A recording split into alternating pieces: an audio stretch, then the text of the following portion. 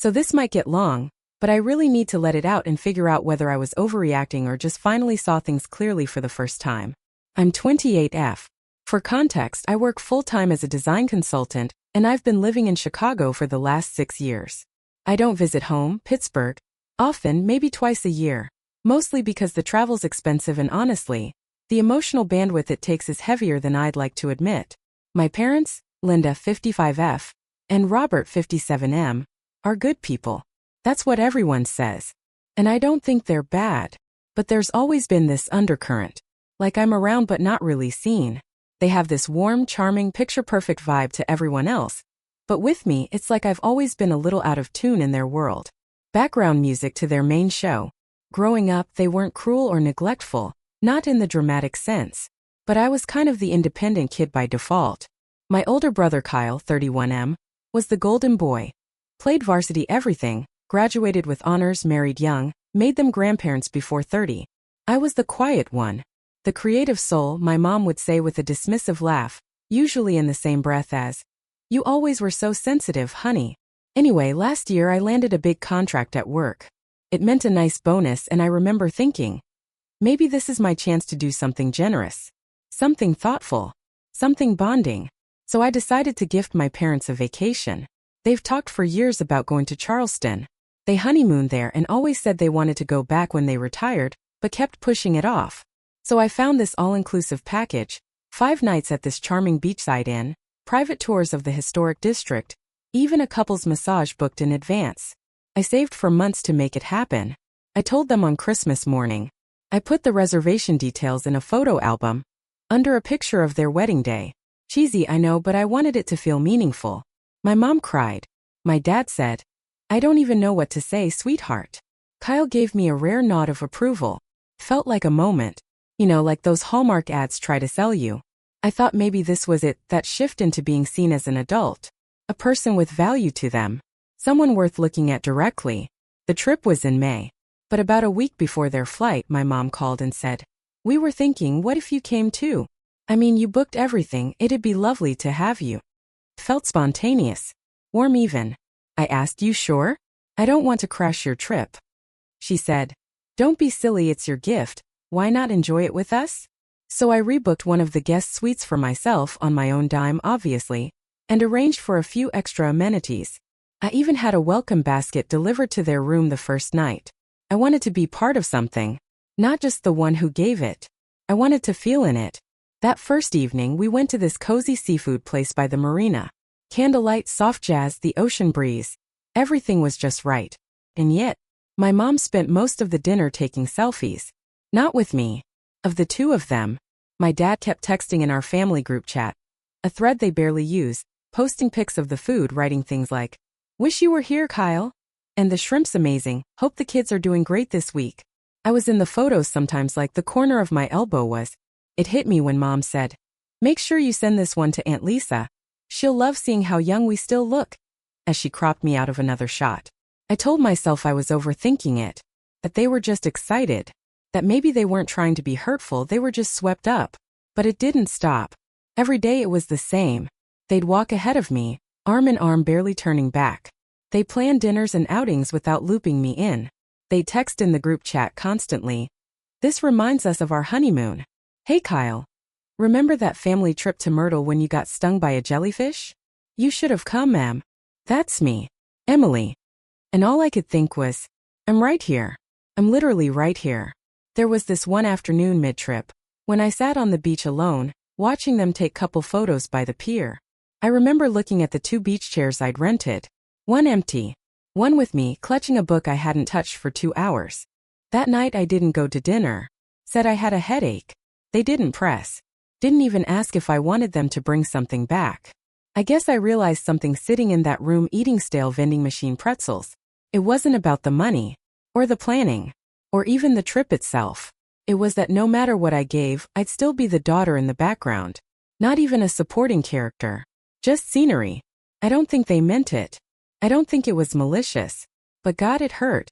The next morning, I woke up to a message in the family group chat. Another photo. Another caption. Another perfect sunrise. Thinking of you all. Red heart. Except the you all didn't really feel like it included me. I was with them, and somehow still left out. And that was the moment I decided I'd write something back. Something real. The message I sent them that morning wasn't long, but it was probably the most honest thing I'd ever said to my parents. I remember staring at the text bubble for a full minute before hitting send. It read, "I need you to understand something. I didn't just give you a vacation, I gave you my attention. I gave you a piece of myself. And I thought maybe if I put us in this beautiful place together you'd see me. Not just thank me. Not just include me. See me. But instead I feel like a background extra in your honeymoon reboot. I wanted to feel like part of the family. Instead I feel like I'm fading." Sent. Delivered. Read. I didn't get a reply for 90 minutes. And in that time I sat on the patio of the inn's cafe. Hands curled around a coffee I never drank, stomach burning. Not from anger, from shame. That horrible prickling shame that comes when you risk being vulnerable and the world just goes silent. When the message finally came through, it was from my mom. "Emily, I'm sorry if we made you feel that way. That wasn't our intention at all. We've just been so happy to be away and reliving memories we got caught up. We didn't mean to exclude you." That was it. My fingers hovered over my phone, but I didn't reply right away. Because "we didn't mean to" isn't the same as "we see how we hurt you." And I know it sounds petty, but I wanted acknowledgement, not just guilt-polished politeness. I wanted them to feel it, even for a second, because I had felt every moment of being invisible like an ache behind my ribs. That night, they asked if I wanted to join them for dinner again. "We were thinking something casual tonight," my dad said, cheerful but cautious. "There's that taco place you mentioned." I went, not because I was over it, but because I didn't want to make it worse. I didn't want to be the sulking daughter ruining their trip. God knows that's how it would be framed back home. Dinner was fine. Surface-level talk. Mom complimented my earrings. Dad told me a story about a couple they met on the historic tour. But it was strained. Like we were all playing parts in a low-budget play we didn't audition for. Afterward, as we walked back to the inn along the boardwalk, the air soft and salty, I finally broke the silence. "Do you remember the last time we took a trip together?" I asked. My mom tilted her head. Virginia Beach, maybe? Years ago." "I was 17, I said. "You left me at the hotel one night to go get drinks with friends you ran into. I ate room service alone. That was the first time I realized I could be with people I loved and still feel completely by myself." Neither of them said anything for a moment. Then my dad tried. "We thought you wanted some space. You were always such an independent kid." There it was again. That word. Independent.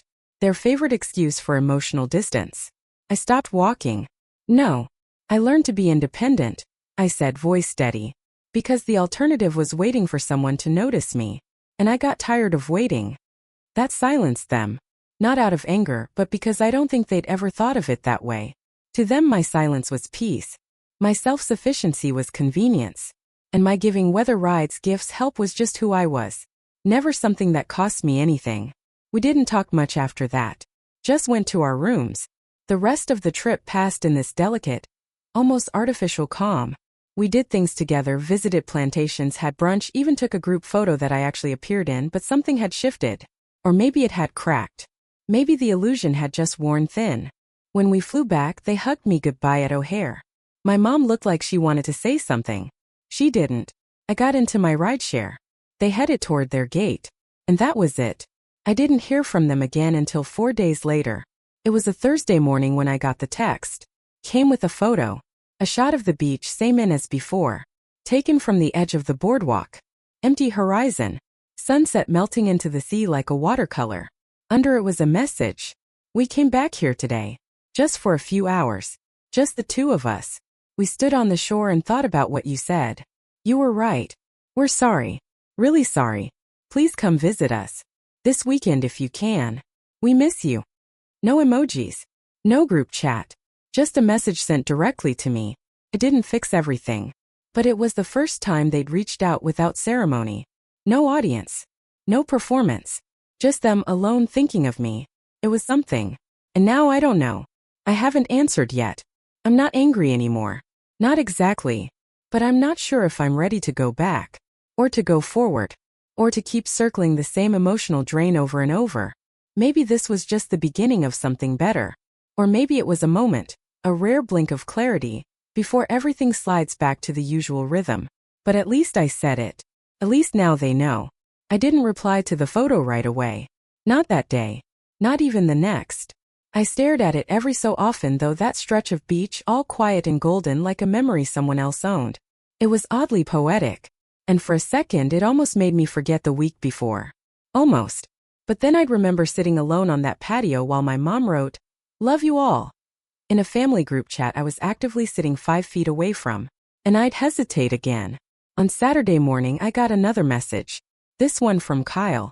"Mom says you're ignoring them. What's going on? They're legit worried." That stung in a weird way. Not because Kyle was accusing me, he wasn't. But because it once again proved how easy it was for them to run to him, as if he was the emotional authority, the family translator. I texted back. "They're not worried. They're uncomfortable. Big difference." 10 minutes later my phone rang. "Kyle." I almost didn't answer, but something told me I needed to. Not for closure, for clarity. "Hey," I said. "You okay?" he asked. I could hear his 2-year-old in the background babbling. "Define okay," I said, not unkindly. He sighed. "Look, I don't know what happened exactly, but I haven't seen Mom cry this much since Nana died." I rolled my eyes instinctively. Of course. Because now it's emotional theater. Cue the tears. "Come on, Em," he said. "You know they didn't mean it. They're kind of clueless. They're not wired like you. You internalize everything. They need subtitles half the time." I laughed a little at that, bitter-edged. Maybe they should start reading mine. There was a pause. "You really felt that alone?" Kyle asked. I didn't answer immediately. Instead, I stood and walked to my apartment window. The July sunlight pooled on the hardwood floor like warm molasses. "Have you ever been the third wheel on your own family vacation?"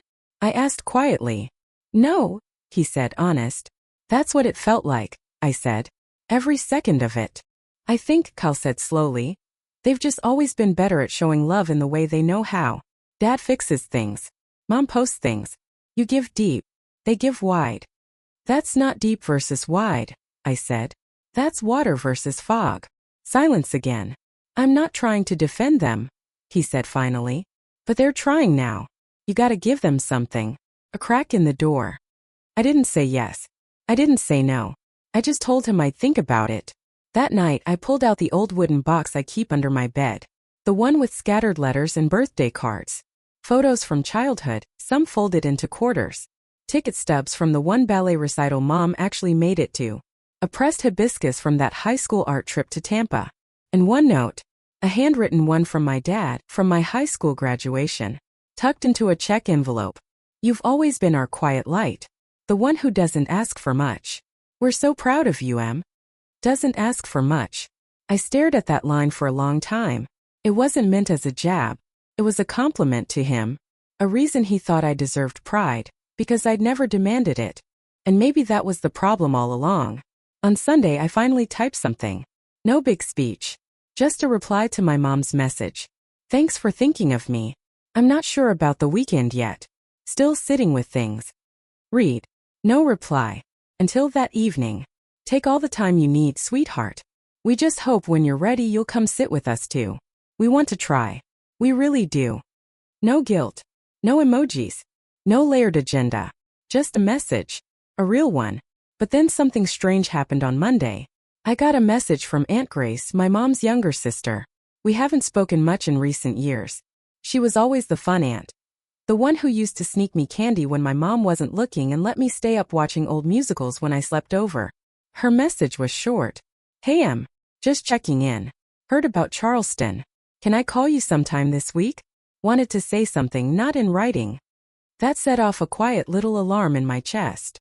I texted back yes, then stared at my phone for an hour, questions spinning. How did she hear about Charleston? From Mom? What did she mean? Not in writing. Why now? That night I dreamt I was back at the beach. But this time I was a ghost. Watching them laugh. Watching them toast. Watching them pose for a photo I'd never be in. My voice didn't work in the dream. My body wouldn't move. Just a silent observer. And when I woke up my cheeks were wet. Aunt Grace called on Tuesday night. I waited until I had the apartment to myself. No laundry running, no music, no distractions. because something about her message had left a small knot in my chest I couldn't untangle. She picked up on the first ring. "Hey, sweetheart," she said, voice softer than I remembered. Slower, maybe. "Thank you for calling." "Of course," I said. "Is everything okay?" "Well," she paused, took a breath. "I guess that depends on what you mean by okay. But I'll keep this simple.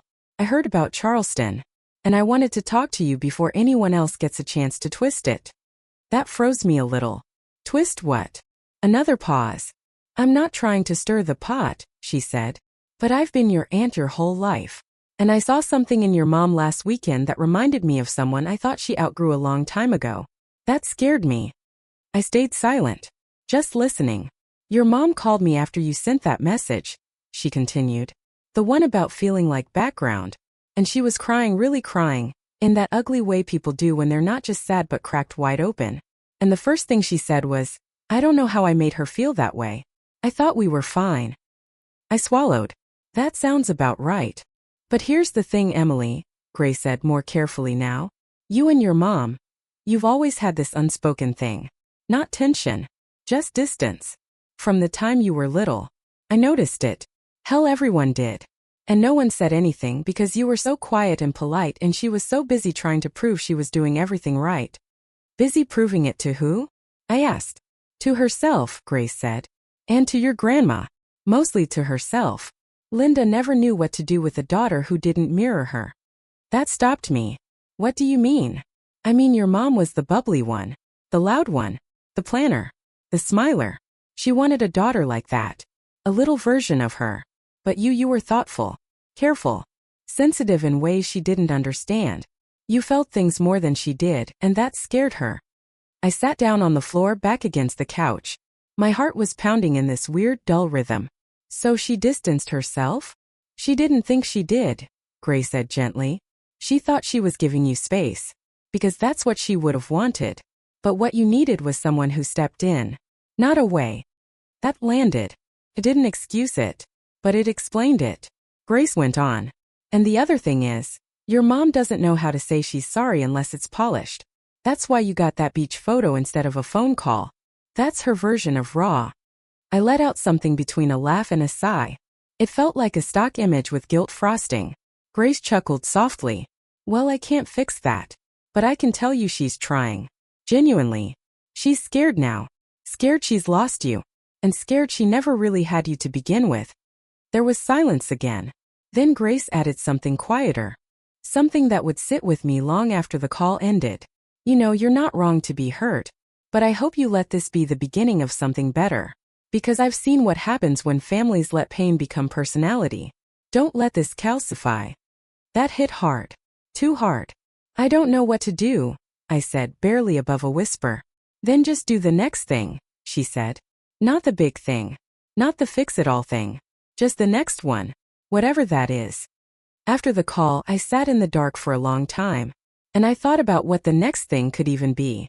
Maybe it was replying to Mom again. Maybe it was saying yes to the visit. Or maybe it was something smaller.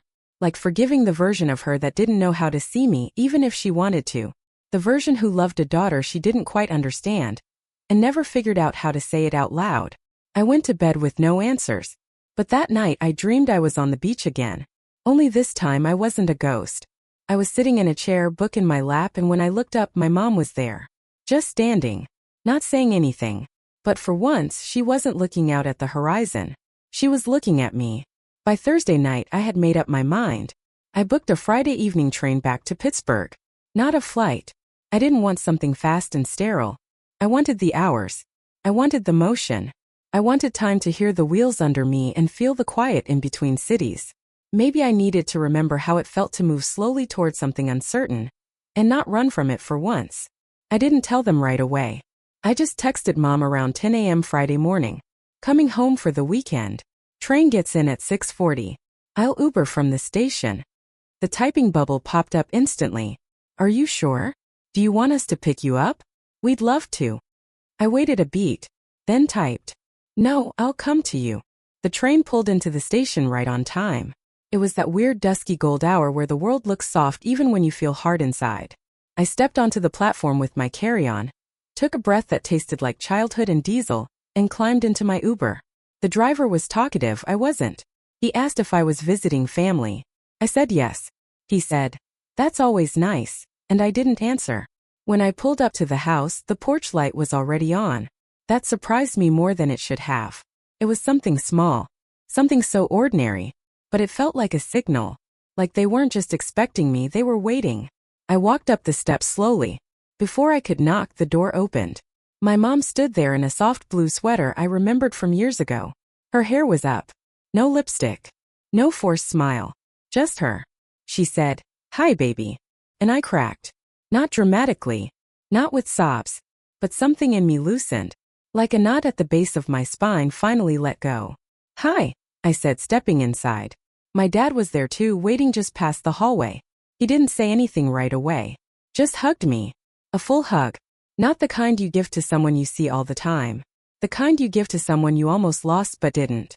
Dinner was awkward. Let me be clear, it wasn't a disaster.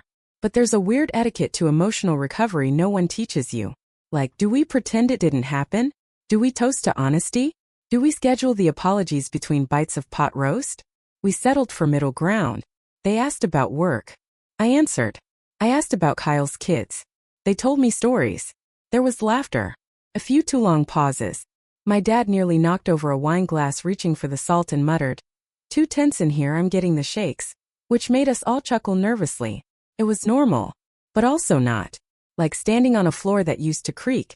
And you're waiting for it to again. After dinner, my mom brought out an old photo album.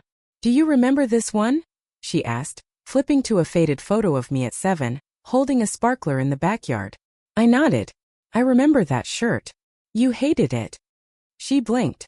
Did I say that?" "You said it looked like a tablecloth," I said, not unkindly. She frowned. "I didn't mean it like that." "I know." She flipped another page. There I was again. 11.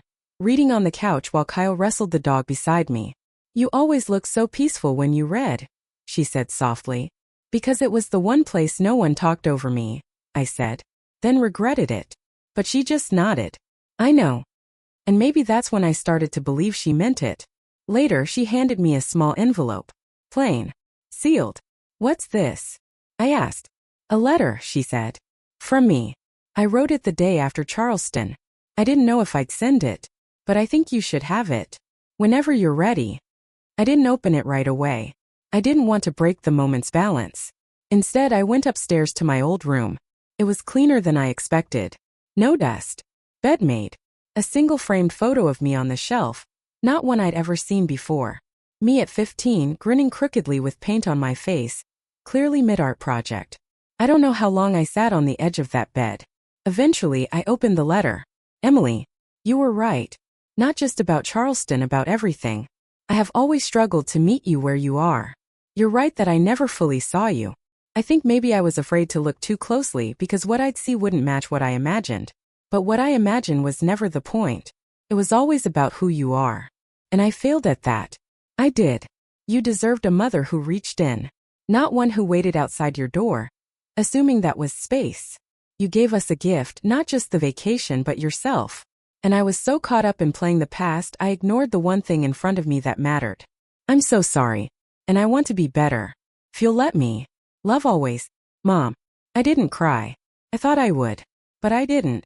Instead, I laid back on the bed and stared at the ceiling, letter resting on my chest, as the fan spun its slow hypnotic circles above.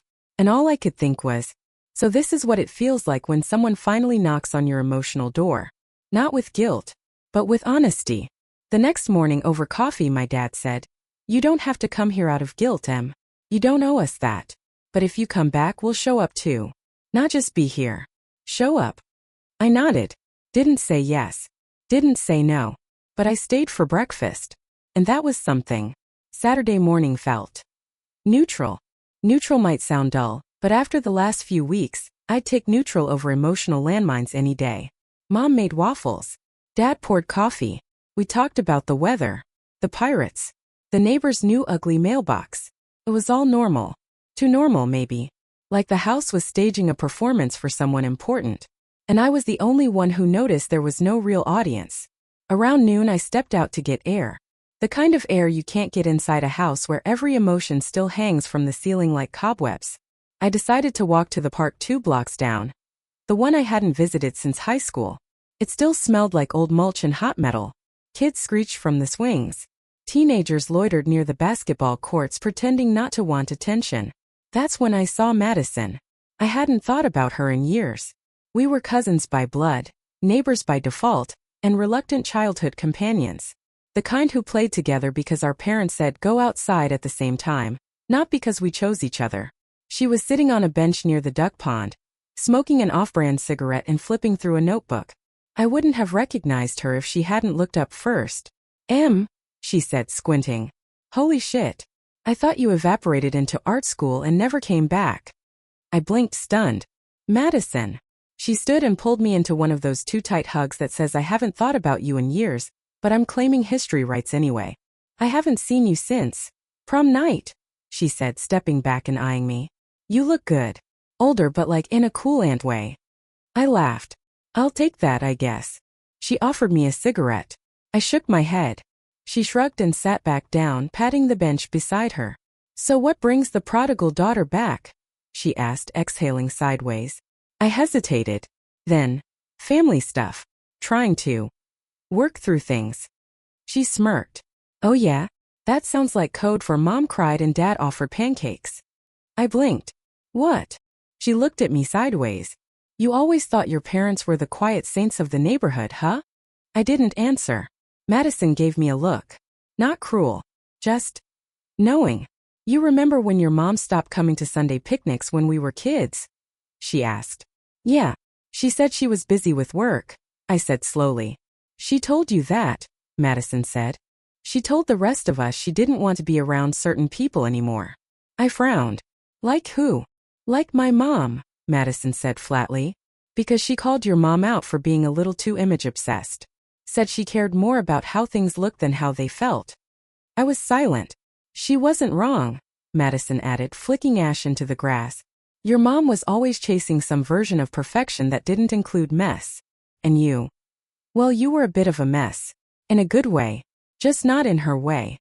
It landed like a soft punch. Madison kept going softer now. I don't mean to dig up stuff just to mess with you. It's just, you were always trying so hard to fit. And the rest of us could see you didn't. Not really. You were art school in a house full of accountants. I swallowed. I thought it was just me. Like I was defective. She shook her head. Nah. You were just mismatched. And no one taught your mom how to love something she didn't design herself. That sentence. That one sentence. It hit like lightning. No one taught your mom how to love something she didn't design herself. I didn't respond. Couldn't.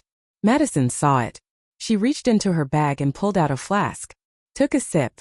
Then handed me the notebook she'd been scribbling in. Read that one, she said, pointing. I skimmed the page. It was a short poem. Rough. Messy. Real. We want apologies shaped like handwritten notes. But all we get is a sunrise photo. And a half-hearted smile at breakfast. From the woman who swears she tried. Jesus, I whispered. Yeah, Madison said. I've been working on a chapbook. About family. About us. I stared at her. You were always the loud one, I said, half teasing.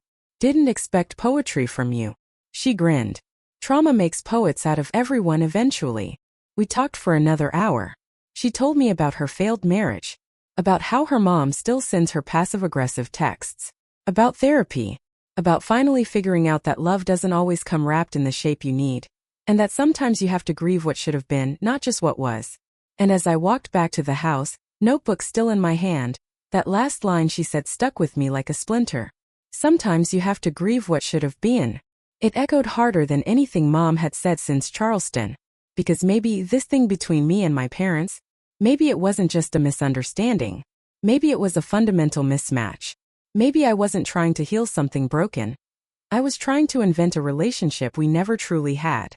And the question clawing at me now was, do I keep trying? Or do I finally let go? Saturday night after dinner, my mom asked if I wanted to go through the attic. It wasn't random. She said it like she'd been working up to it. There's a bunch of old stuff I meant to sort through. Your school things, some photo boxes. Maybe we could look through it together. I don't know what made me say yes. Maybe guilt. Maybe curiosity.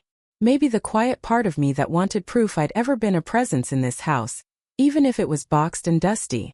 We went up after dark.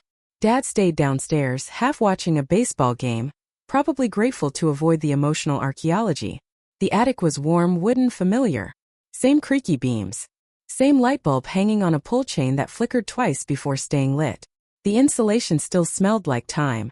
She handed me a storage tub labeled Emily HS in faded marker. Inside were things I had forgotten. My art portfolio from senior year, a bent homecoming ticket, the flyer from that one debate meet she didn't attend but meant to, a crumpled essay with a red A, and the note. Too personal but well written. I held that one for a long time. Do you remember this? I asked. She looked at it, then away. No. I wrote it about you, I said. I know, she whispered. Then from the back corner, I spotted a box labeled Miss Linda. Not mine. Not Dad's. Hers. She saw me looking and hesitated. You can open it, she said. I don't mind. That surprised me. She was never one for sharing anything that wasn't curated. I lifted the lid. Inside were old journals. Stacks of them. Handwritten, spiral-bound, some with pages falling out. I picked up one from 1997, the year after Kyle was born before me. I didn't read it. Not then. But beneath it was something else. A folded letter. Yellowed, taped shut. My name was on the front, Emily, in her handwriting. The date said June 2005. I stared at it like it was radioactive. I forgot about that, Mom said softly. I wrote it when you were 8. But I never gave it to you. Why? I don't know. Maybe I was scared it wasn't enough. Or that it said too much. I unfolded it carefully. It read, Emily, you are different from Kyle. Not better. Not worse. But different in a way I don't always know how to reach. You think deeper than I'm used to. You cry when I don't expect it. You get quiet in loud rooms.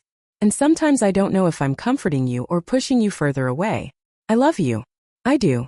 I just don't always know how to give it in a way that doesn't feel like a performance. I'm sorry if it ever feels like I don't see you. It's not that. It's that sometimes you shine in colors I haven't learned how to name. But I'm trying. Even when it doesn't look like it. Love, Mom. I sat down hard on an old trunk and just stared at it. You wrote this when I was 8? I asked. She nodded. You were always apart. Not in a bad way. Just hard to read. And I was so scared of messing you up that I ended up pulling back instead of leaning in. I looked up. And I asked the one question I never meant to say out loud. Did you ever want me? Or was I just the kid you got after the one you understood? She didn't answer right away. The silence was the kind that stretches a lifetime. Then she said, voice raw and careful, I wanted you. But I didn't understand you. And I think part of me resented that. Not because you were bad. But because you made me feel like a bad mother. That tore through me. And for the first time, I saw her not as Mom the emotional vacuum or Mom the Instagram-ready matriarch, but as a woman. Just a woman. Holding too many mistakes in her hands, and not enough language to explain them. I wasn't easy, I said, almost to myself. You weren't supposed to be easy, she said. You were supposed to be you. I just didn't know how to meet you where you lived. There it was. That truth I'd been waiting for since I was 12 and started realizing I was speaking a language nobody in my house knew how to translate. We didn't hug. Not right then. But we sat there surrounded by boxes, in the attic of a house full of decades, and just breathed in the same silence. Together. Not as mother and daughter. Just as two people who had failed each other in 100 small ways, and were still somehow trying. Later that night I found myself holding the old essay again. The one marked too personal. And I realized something. It wasn't too personal. It was just uncomfortable. Like love. Like grief. Like asking your mother if she ever wanted you, and not being destroyed by the answer. I left Sunday afternoon. No drama. No final speech. No last-minute revelations. Just a hug from my dad at the doorway. A warm thermos of coffee my mom pressed into my hand and a quiet, text me when you get in, okay? I nodded. She smiled. Small, tentative. Not expectant. Just hopeful. On the train I stared out the window for almost an hour before opening my phone. I reread her attic letter. Then the one she gave me at breakfast. Then Madison's poem again. 3 different women. 3 different ways of saying the same thing. I see you now. Maybe not clearly. Maybe not easily. But I see you. And I want to keep looking. It would be easy to end the story there. Tidy. Poetic. That clean art people love in those feel-good viral Reddit posts. But life doesn't wrap itself in bows. It frays at the edges. Because when I got back to my apartment that evening, the silence hit differently. For once it wasn't loneliness. It was stillness. The kind that comes after you've let something heavy go. Not resolved it. Not erased it. But set it down. Over the next few weeks things stayed simple. We texted. Not every day. But more than we used to. Mom sent a photo of the garden in bloom. Dad texted a blurry pic of their cat sleeping in his sock drawer. Captioned, "Your old room's new queen." It was low stakes, unforced. They didn't ask when I was visiting next. They didn't fish for praise or performance. They just showed up little by little in the ways they could. I showed up too. But with guardrails. Then one evening about 3 weeks after the trip I got a letter in the mail. Handwritten. No return address. But I recognized the handwriting instantly. Kyle. It read, "Hey, I've been meaning to say something since all that stuff in Charleston. I didn't get it then. I thought you were being dramatic. You weren't. You were just finally saying out loud what most people never do. You've always been the quiet one, yeah. But that doesn't mean you were okay. And I guess I got used to you not needing anything, which was selfish, honestly. I leaned on you without realizing how much it cost. You changed something. Not just for you. For all of us. We're better for it. I see that now. If you ever need anything, the real kind of anything, you call me. Not mom. Not dad. Me. Love you, little sis. K." I cried. Not a breakdown. Not a sob fest. Just quiet tears. Because for the first time in maybe my whole damn life, I didn't feel like a spare piece of someone else's picture. I felt named. A few days later my mom texted, "We're thinking of doing Thanksgiving at our place again this year. No pressure, but we'd love to have you. Even just for a day." I didn't answer right away. I looked at the message. Read it twice. Then I looked around my apartment. The art books on the table. The unfinished painting by the window. The shoes I still hadn't put away since getting back. And I realized something important. I wasn't the same person I was in May. And I wasn't going to pretend to be. Not for anyone's comfort. So I replied, "I'll think about it. But just so you know, if I come, I'm not just bringing wine. I'm bringing boundaries too." She replied, "We'll set a place for both. That's how healing looks sometimes. Not a hug in the rain. Not a viral TikTok reunion. Just a chair pulled out, not an apology, but in readiness. Just a quiet understanding. That love isn't about perfection. It's about permission. To speak. To feel. To be. Even when you don't match the picture. Especially then.